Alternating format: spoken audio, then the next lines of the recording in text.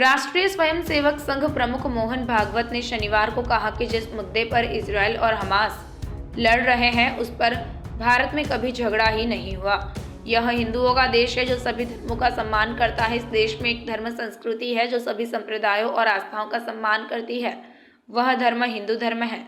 मोहन भागवत शनिवार को छत्रपति शिवाजी महाराज के राज्याभिषेक के 350 साल पूरे होने पर नागपुर में एक स्कूल में आयोजित कार्यक्रम में बोल रहे थे। उन्होंने कहा, आप पूरी दुनिया को देखें, हर जगह लड़ाई हो रही है। आपने रूस यूक्रेन युद्ध, हमास इजरायल युद्ध के बारे में सुना होगा। हमारे देश में ऐसे मुद्दों पर कभी लड़ाई नहीं हुई।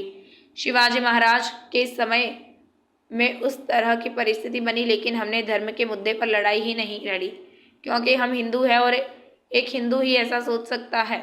हमने दूसरे धर्मों को भी बचाया। भागवत ने आगे कहा, इसका मतलब यह नहीं है कि हम सभी अन्य धर्मों को अस्वीकार करते हैं। यह बताने की ज़रूरत है, हमने मुसलमानों की भी रक्षा की है। केवल हिंदू ही ऐसा करते हैं, केवल भारत ही ऐसा करता है, दूसरों ने ऐसा नहीं किया है।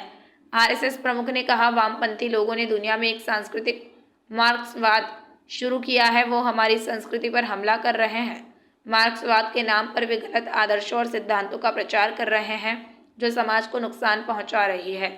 ये सिर्फ समाज ही नहीं, हमारे घर और परिवार को भी प्रभावित कर रहे हैं।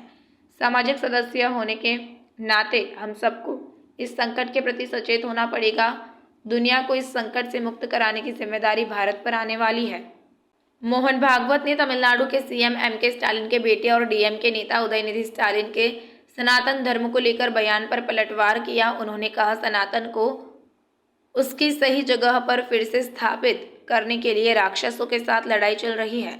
इस लड़ाई में हम सभी को देव संस्कृति की ओर से एक साथ खड़ा होना होगा और दुनिया को अंधकार से बाहर निकालना होगा।